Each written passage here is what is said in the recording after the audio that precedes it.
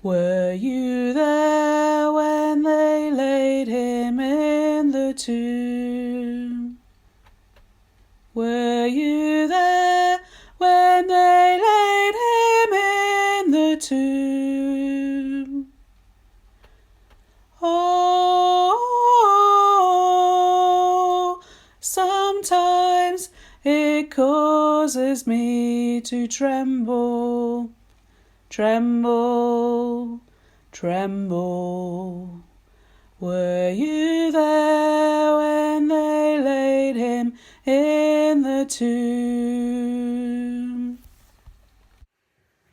Welcome to our final Holy Week reflection. It's Saturday. Yesterday we heard how the sun refused to shine as Jesus hung on the cross and breathed his last breath. So this is what happens next. This is from Mark chapter 15, verse 42 to 47. The burial of Jesus. It was preparation day, that is, the day before the Sabbath. So as evening approached, Joseph of Arimathea, a prominent member of the council, who was himself waiting for the kingdom of God, went boldly to Pilate and asked for Jesus' body. Pilate was surprised to hear that he was already dead. Summoning the centurion, he asked him if Jesus had already died. When he learned from the centurion that it was so, he gave the body to Joseph. So Joseph brought some linen cloth, took down the body, wrapped it in the linen, and placed it in a tomb cut out of rock. Then he rolled a stone against the entrance of the tomb. Mary Magdalene and Mary, the mother of Joseph, saw where he was laid. Were you there when they laid him in the tomb? After death, there is silence, like when a storm ends and all is still, and you can see the devastation that is left behind. After death, we pause, deflated, not knowing what to do with what happens next.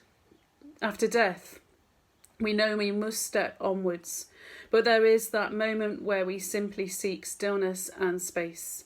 Space to express our sorrow, space to feel the loss, space to cry out, space to reform, regroup, and to prepare to re-emerge as life looks totally different. There have been a few people who've talked about how this time now, for many of us, is just like that time when Jesus' body laid in the grave and all was paused. It was Sabbath. It was time to rest. Were you there when they laid him in the tomb?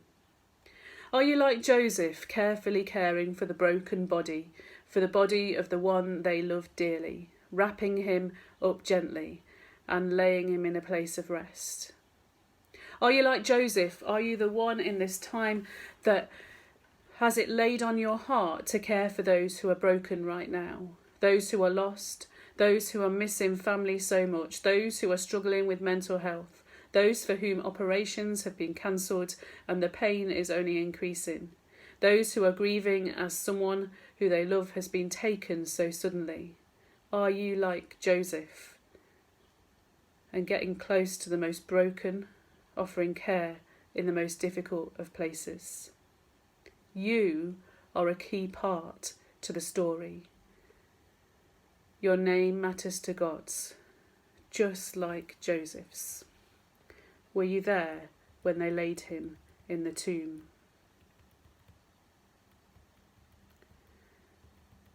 Are you like Pilate, surprised that Jesus is dead already, not believing that this could have happened?